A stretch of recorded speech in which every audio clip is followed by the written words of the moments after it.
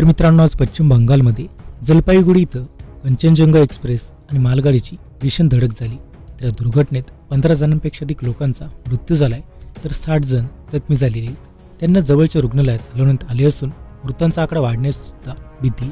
तर अपघाताची माहिती मिळताच पश्चिम बंगालचे मुख्यमंत्री ममता बॅनर्जी आणि उत्तर प्रदेशचे मुख्यमंत्री योगी आदित्यनाथ यांनी शोक व्यक्त केला। तर सियालवाकडे जाताना कंचनजंगा एक्सप्रेसचा भीषण अपघात झालाय, ज्यात मालगाडीला धडकल्यानंतर रेल्वेचे काही डबे हे रुळावरून घसरले होते। तर ही धडक इतकी भीषण होती की कंचनजंगा एक्सप्रेसचे अनेक डबे हे ट्रॅकवरून खाली घसरले। तर आज सकाळी 9:30च्या सुमारास ही दुर्घटना घडलेली। मग अशात ही नेमकी घटना घडली कशी आणि यानंतर आता रेल्वे मंत्र्यांकडून राजीनाम्याची मागणी का होती, त्याबद्दल सविस्तर माहिती आपण व्हिडिओत पाहणार आहोत। त्यामुळे हा व्हिडिओ तुम्ही शेवटपर्यंत नक्कीच पहा। जर चॅनेलवर नवीन असाल तर खाली लाल बटन दाबून आत्ताच चॅनेलला सबस्क्राईब करा। तर खरं तर रविवारी सकाळी कांचनजंगा एक्सप्रेस त्रिपुराची राजधानी आगरतळाहून सियालदहकडे ही रवाना झाली होती। तर गुवाहाटी स्टेशन मार्गे ही रेल्वे निघाली होती। तर सोमवारी सकाळी सुमारे 8 वाजता कांचनजंगा एक्सप्रेस या रेल्वेने पश्चिम बंगालमधील न्यू जलपैगुडी रेल्वे स्टेशन ओलांडलं। तर त्यावेळी ही रेल्वे जवळपास अर्धा तास उशिराने धावत होती। त्यानंतर काही वेळानं सुमारे 8:45 वाजता कांचनजंगा एक्सप्रेस रंगापानी छत्रसाल रेल्वे सेक्शनमध्ये पोहोचली। त्यावेळी मागून येणाऱ्या एका कंटेनर ट्रेननं या रेल्वेला धडक दिली। तर रेल्वेकडून मग जय वर्मा यांनी जी माहिती दिली त्यानुसार मुताबिक मालगाडी थांबवण्यासाठी लाल सिग्नल देण्यात आला होता, पण पायलटने गाडी थांबवली नाही। तर पुढे जाऊन ती मग कांचनजंगा एक्सप्रेसला धडकली। तर रेल्वेमेन्स फेडरेशनचे महामंत्री शिवगोपाल मिश्रा यांनी केलेल्या दाव्यानुसार मालगाडीचा पायलट सततच्या ड्युटीमुळे प्रचंड थकलेला होता, त्यामुळे त्याला आरामाची गरज होती। पण सोमवारी त्याला पुन्हा ड्युटी देण्यात आली होती। तर मग रेल्वे मंत्री अश्विनी वैष्णव यांनी सोमवारी तातडीने पश्चिम बंगाल जलपाईगुडी स्टेशनजवळ रंगापानी येथे घटनास्थळावर भेट देत पाहणी केली। तर मोठी वाहनं जाण्यासाठी रस्ता अरुंद असल्याने अपघातस्थळी जाण्यासाठी रेल्वे मंत्र्यांना मोटरसायकलनं जावं लागले।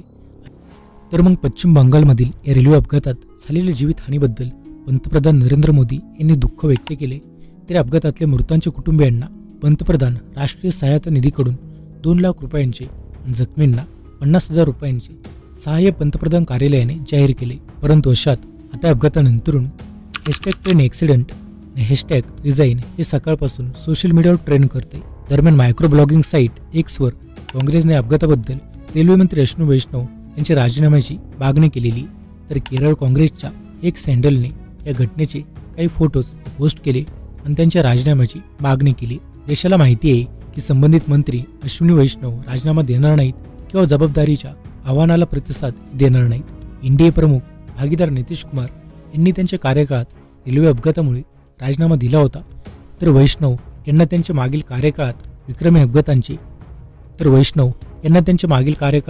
विक्रमी अपघातांचे बक्षीस मिळाले होते, असे काही प्रकारे विरोधी पक्षांनी आरोप करत रेल्वे मंत्री अश्विनी वैष्णव यांच्याकडे राजीनाम्याची मागणी केलेली। तर याशिवाय आरजेडी नेते भाई वीरेंद्र यांनी अपघाताबद्दल रेल्वे मंत्र्यांना राजीनामा देण्यास सांगितलेले।